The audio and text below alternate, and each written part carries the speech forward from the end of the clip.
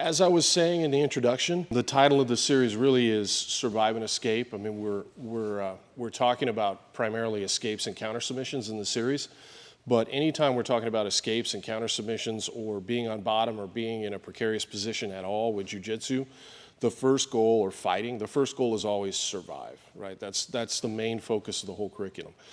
So surviving and escaping underneath somebody who's on top of you for 5 or 10 minutes and not using as much of their body weight as possible is a different feeling from surviving and escaping underneath somebody who is using all their body weight.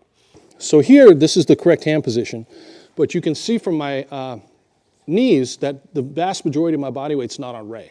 Most of my body weight's on my knees or on my elbows. So he's not carrying my weight. So the first thing I have to do is get my knees off the mat and get my hips up. And now that's much heavier, right? So you guys just did a 5-minute round each. 5 minutes under me like this is very different from 5 minutes under me like this. Ray's going to be a different person after 5 minutes of me on the second one, right?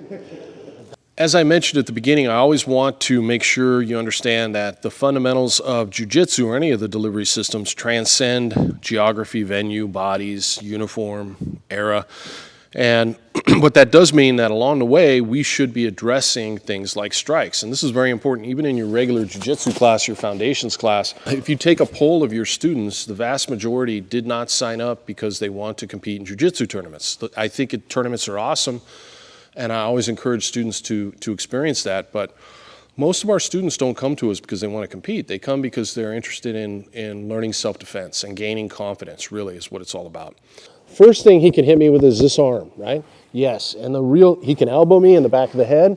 And then one real common you'll see in MMA, he's going to push my face down with the forearm and then lift it up and forearm smash me or punch.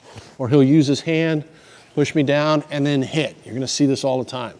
So as he's on top, what I would do, what I want to practice doing is keeping my head, my ear in his armpit, okay? So if he goes to elbow me, my head's up here.